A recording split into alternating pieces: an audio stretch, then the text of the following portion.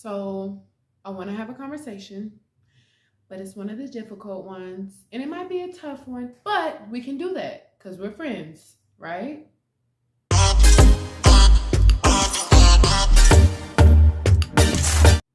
I find that for me personally, I've been in a situation, this similar situation with like five or six different people within the past month where I'm having a conversation with somebody and the conversation goes completely left, like left. And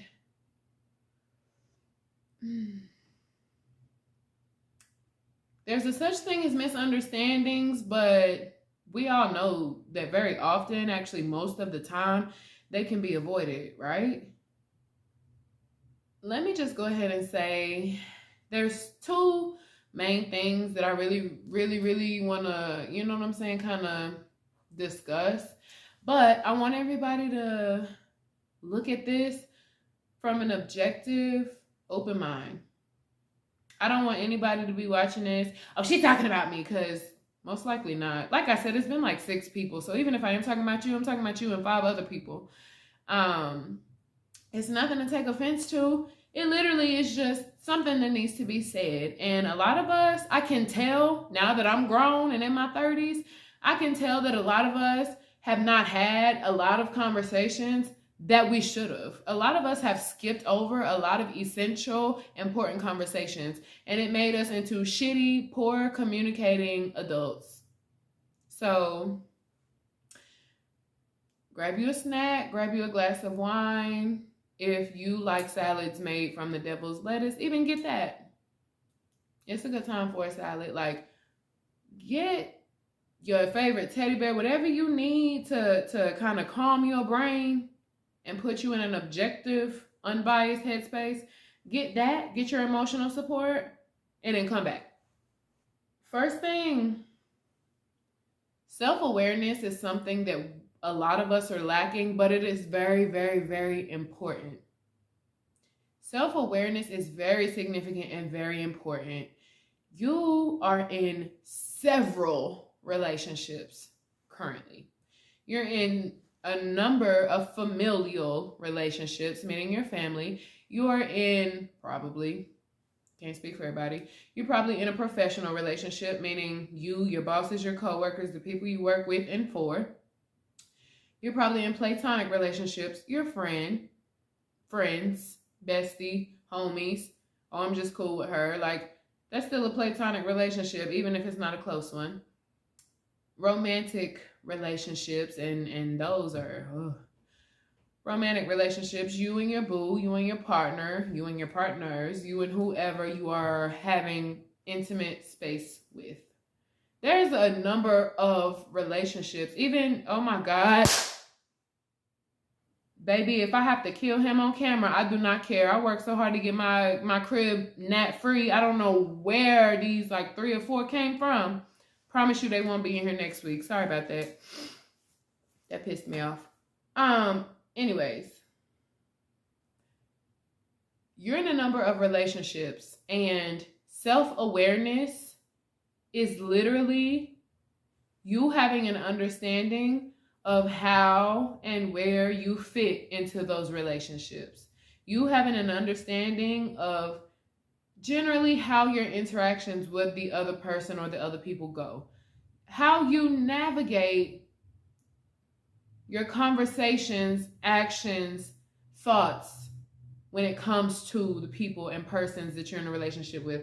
Self-awareness is, I know I talk to this person this way. I know I show love to this person this way. Self-awareness is literally being aware of self. And so many of us skip that because it can be uncomfortable. But you have to do the uncomfortable part to grow. I am so sick of encountering adults that I can tell we're like, oh, that's uncomfortable. I don't want to do that, so I'm not.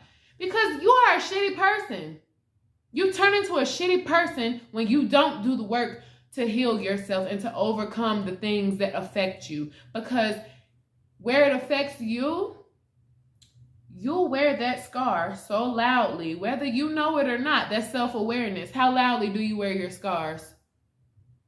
You wear that scar so loudly that it affects the people that you're in relationships with. And most of the time, it's not in a good way. So then your relationships end up interfered with or experiencing periods of discomfort or negativity.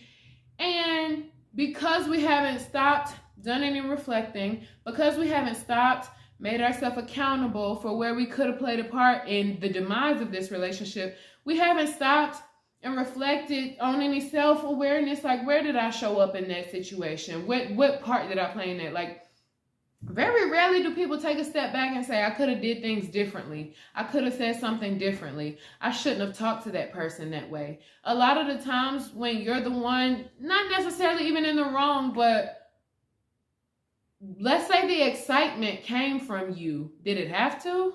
Did it have to? Did you have to raise your voice to that octave to be heard? Or was the person already listening to you and your excitement made you raise your voice?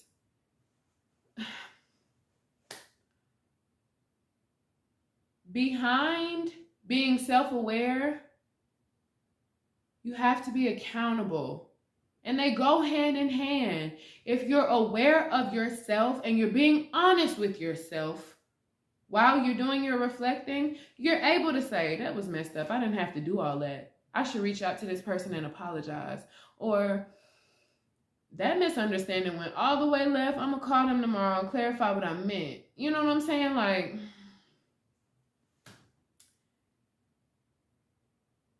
with self-awareness and accountability being our main things right now, going hand in hand, I want you to allow those to be the supporting pieces of information that conclude the fact that your triggers are your problem and no one else's. So you cannot hold people accountable for your triggers and how they upset you.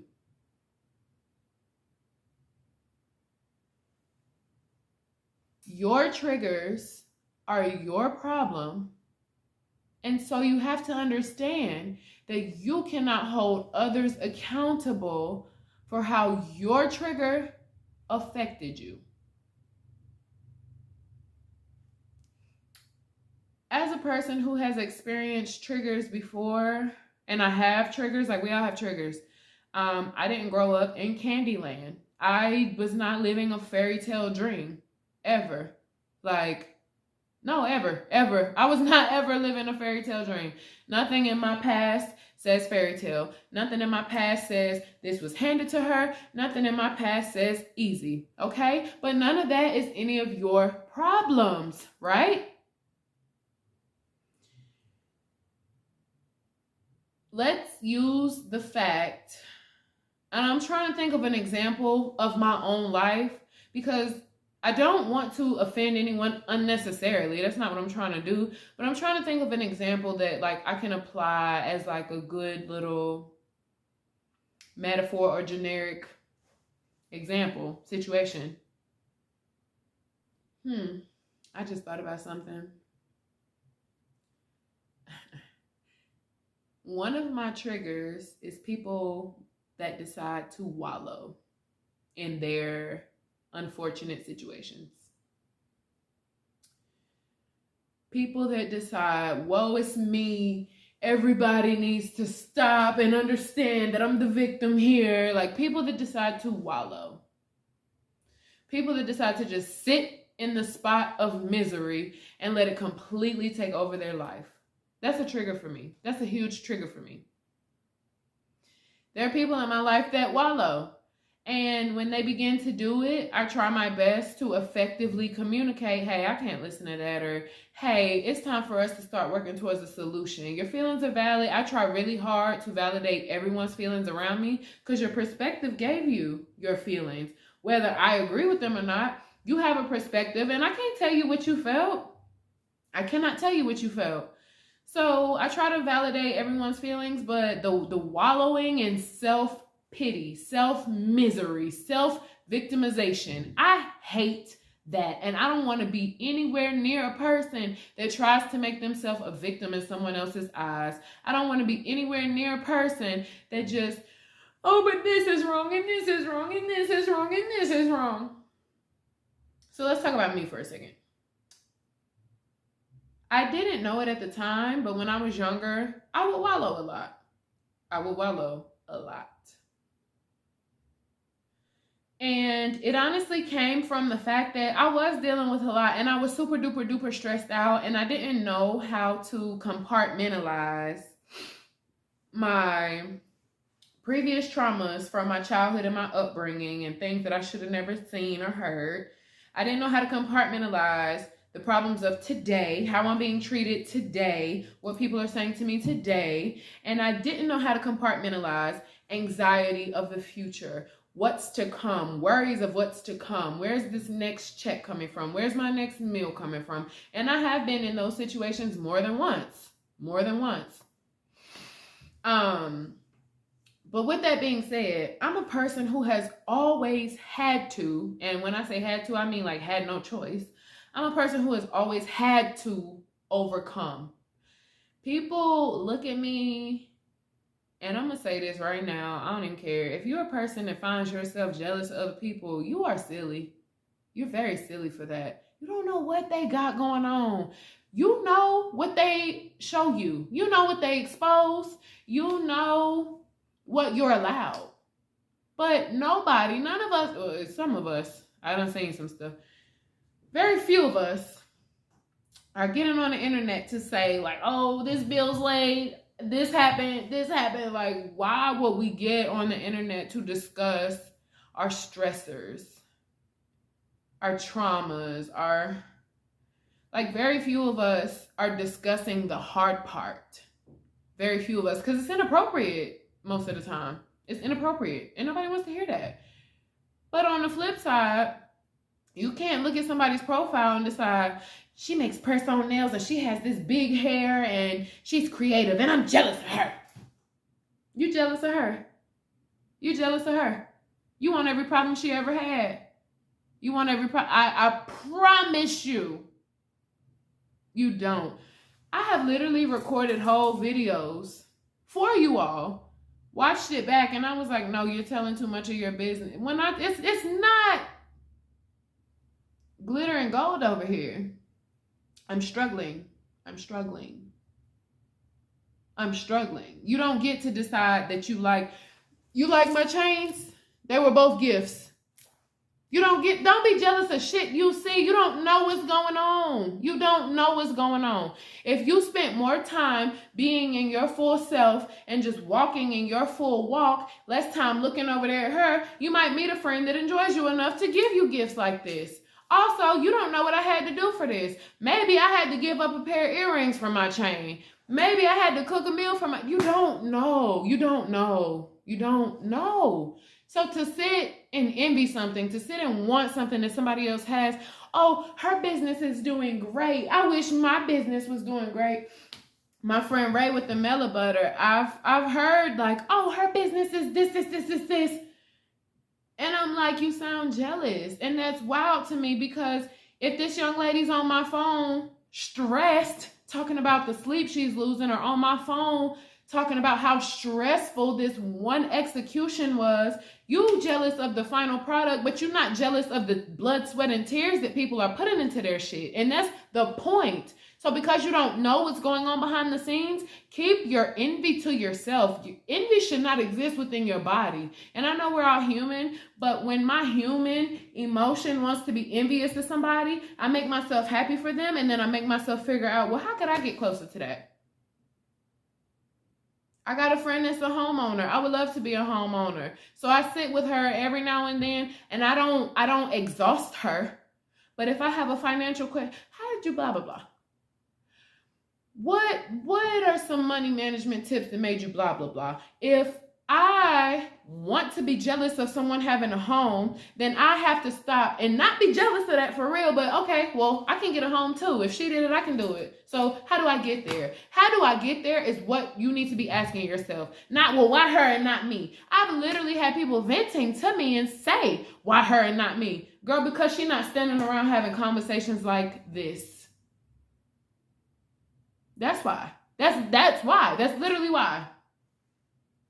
I gonna sit around while she get a nice car and I didn't. You gonna pay for that car. You know how many times she gotta take that car for maintenance. You know how many recalls that car done had. The envy, that has to stop. And a part of being self-aware is being aware of your potential. If this person has XYZ and I so call myself wanting it, well, what can I do to get one similar? Then you don't even need to want the one that they got. I told you in my story time where I had a hating ass homegirl. She, for some reason, the guys that I was entertaining at the time, she wanted them. Get them. Get them. Get them. You be talking about you want to lose a pound or two. Text him. I promise you he going to have you sick and not eating. You going to lose 10. Text him. Text him. Oh, he pulled up right away for you. I want to Ted. He better pull up. What you mean? What you mean? Just because he pulled up? You know what he did last week? You want that too? Or you just want some... The envy. Ugh, please kick that envy shit out. Anyway, let's get back to the nitty-gritty of the triggers, right? So my trigger is people wallowing in their misery.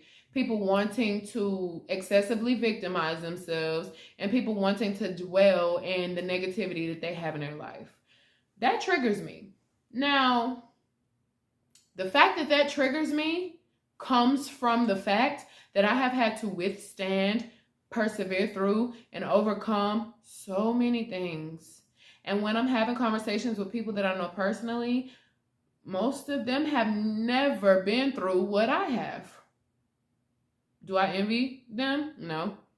I have a friend that told me one day, like, I have a pretty easygoing life compared to you and a lot of people I know. I don't have a big traumatizing childhood memory. I don't have a big, I was touched, I was abused, I was cursed at, I had to go to sleep hungry. I don't have those things. And they were like, does that make my character less, you know? And I'm like, no. That's the life I'm striving to give to my children when I have them. You don't need to feel less than because you didn't have to endure much, because the specific person I'm referring to, you still have one of the most amazing characters I've ever come across. Struggle builds character, but some of us are blessed with character beyond measure without struggle. So, okay, but some of us struggle and we don't know that we're wallowing. Whether it's that, like I said, the woe is me, everybody need to be sad for me, everybody need to feel for me, blah, blah, blah. Or whether it's the 10-year-old you went through something and now the 30-year-old you is getting into arguments because the 10-year-old you is triggered inside. Did the person that you were talking to, did they do that to you when you were 10? Were they there when you were 10? Were they in the room? Did they know? Did that happen to you? Now, in this moment, I want you to take a deep breath with me.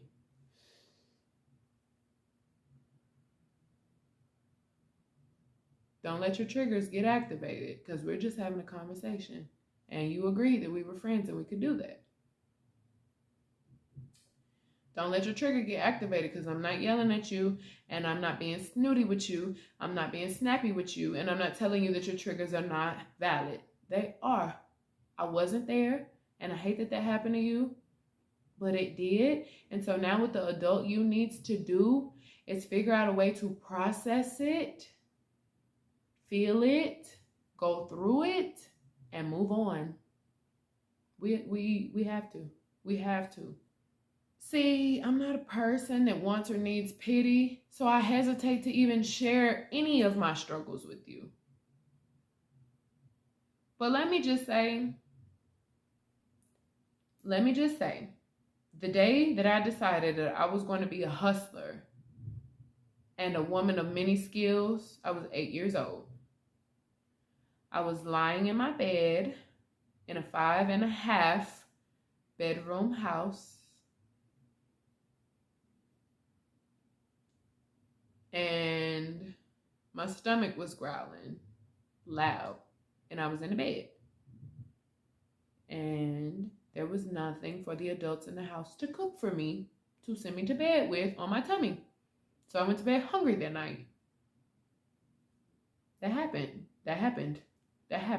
I don't care who.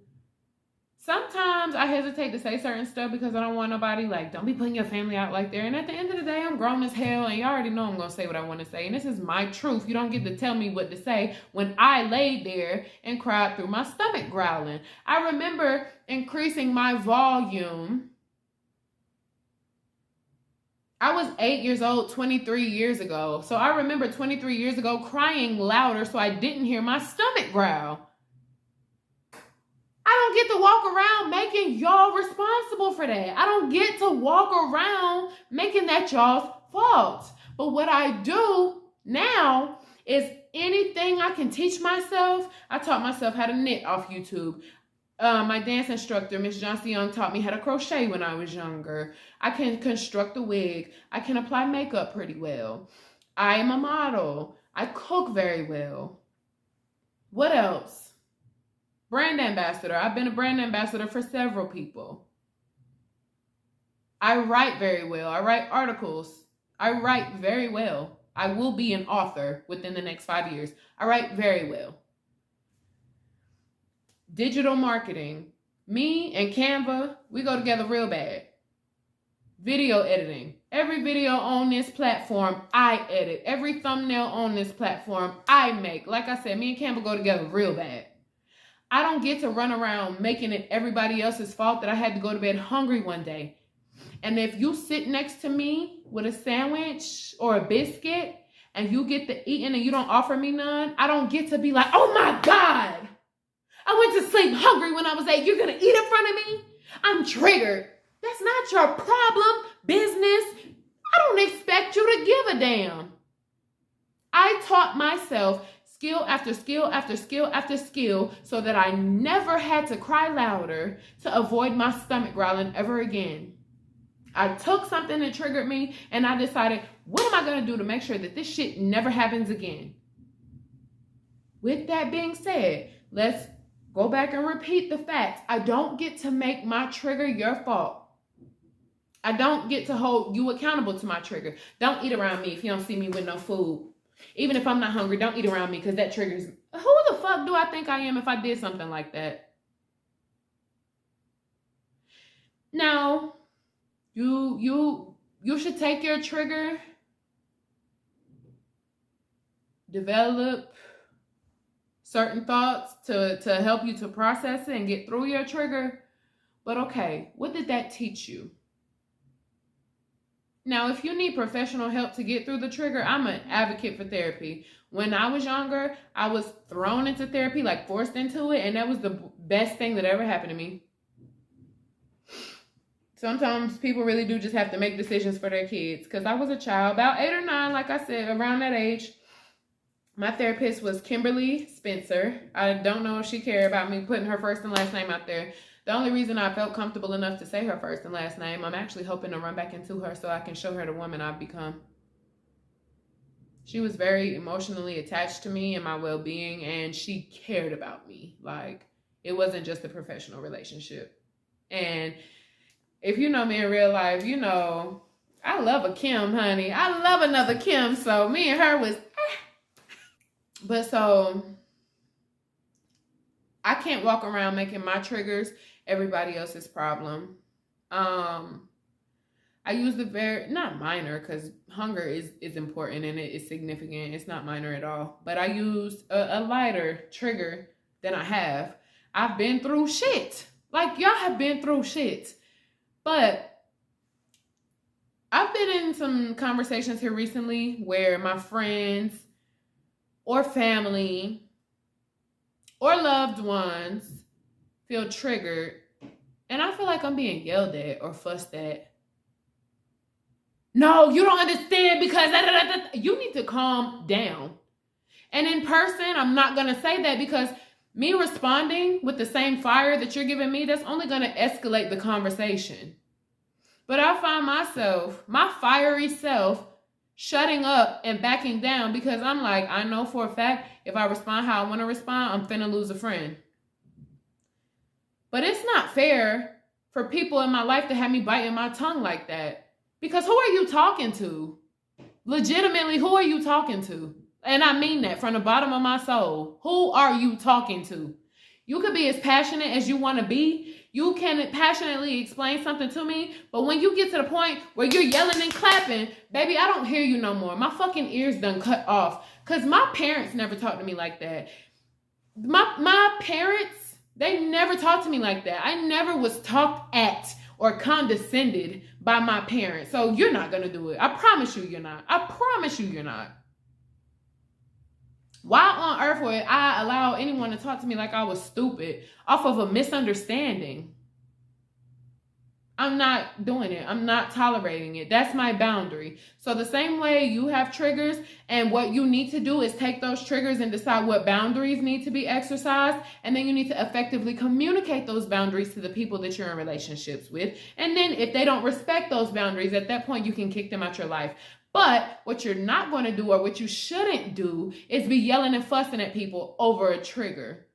Because again, were they there? Were they in the room? Did they do it? Did they know?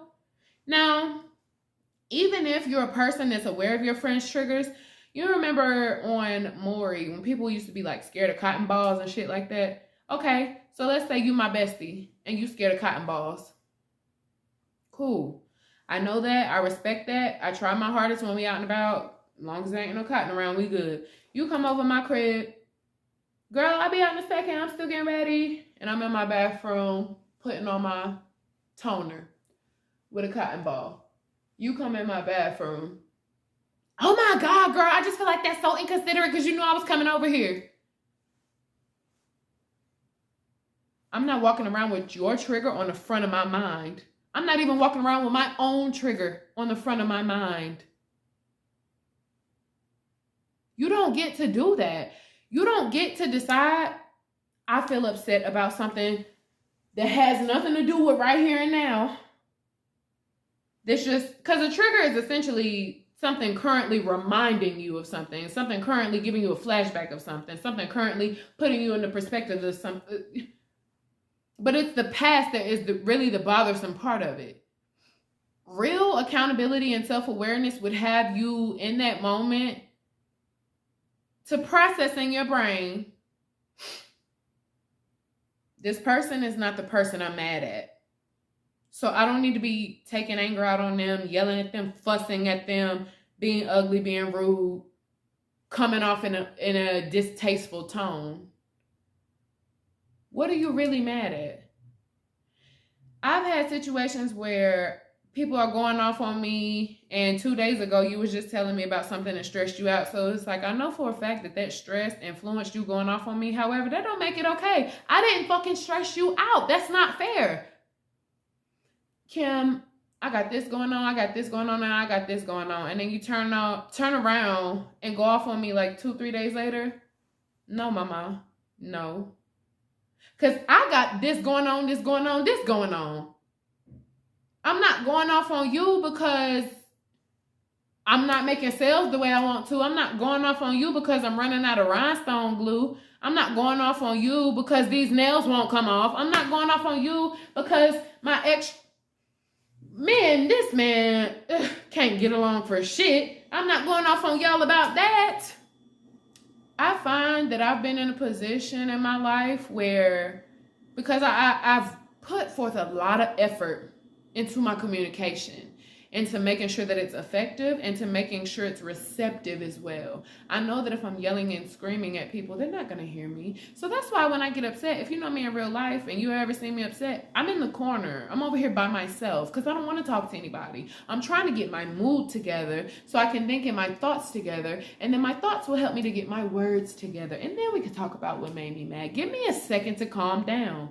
But there have been people who very selfishly in the past month have just been yelling at me, honestly, about things like, and I'm an overthinker, so I go back and process the conversation over and over and over.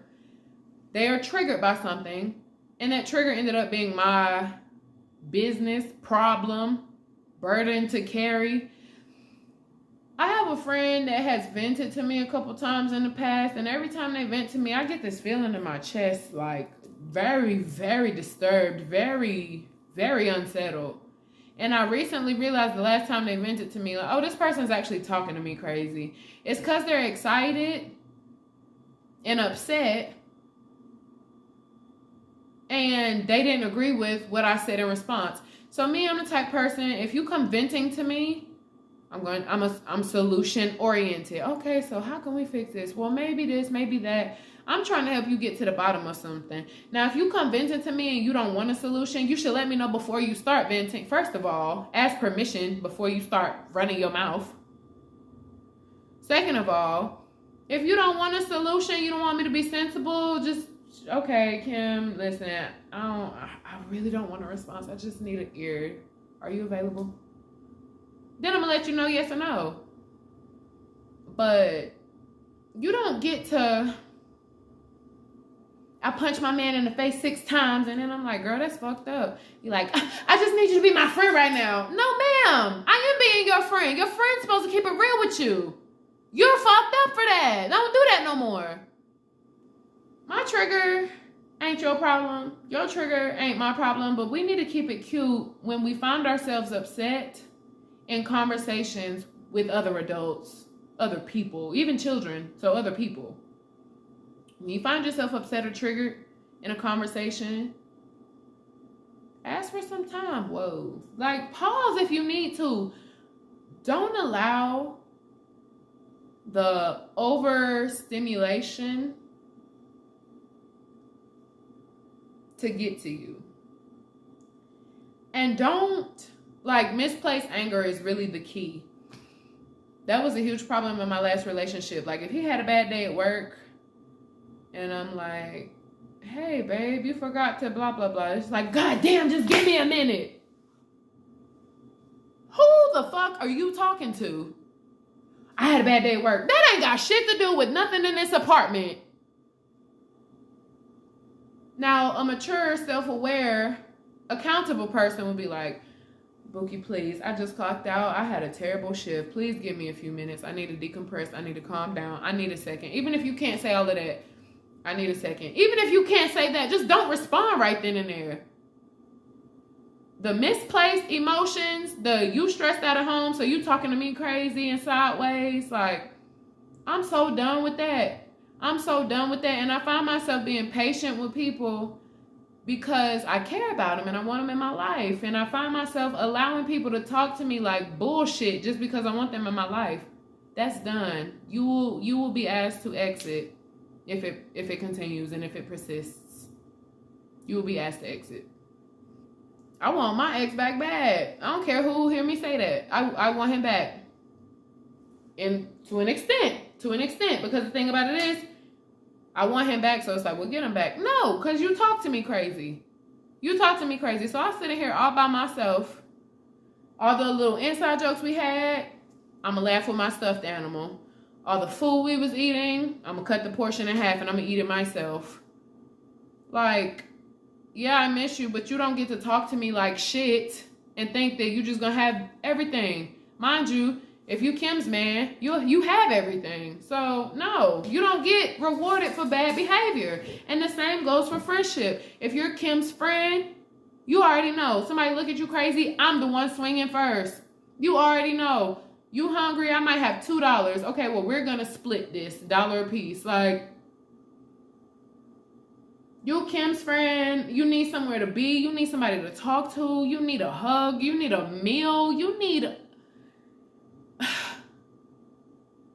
the selfless woman that raised me. I'm too much of a blessing in any relationship I'm in for the other persons, people, entities in the relationship with me to treat me like trash, and I'm just done. I really want us all to take a second to reflect in gratitude for the people in our lives and what they've given us, how they've made us laugh, how they've made our lives better, easier, any favors they've ever done us, you know, the support that they've given us. And I want us to reflect on the fact that if we don't appropriately compartmentalize our feelings and thoughts, if we don't properly address the things that we have going on, we may end up being disrespectful to people that we care about.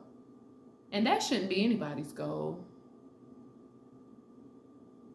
Speak to people kindly. Speak to people the way you want to be treated.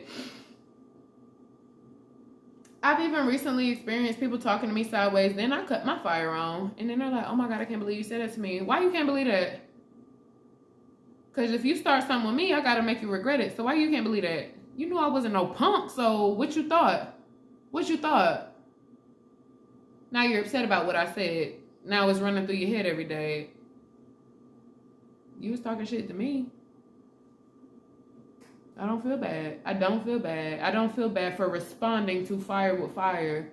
But I also don't want to be disrespecting my friends just to prove a point.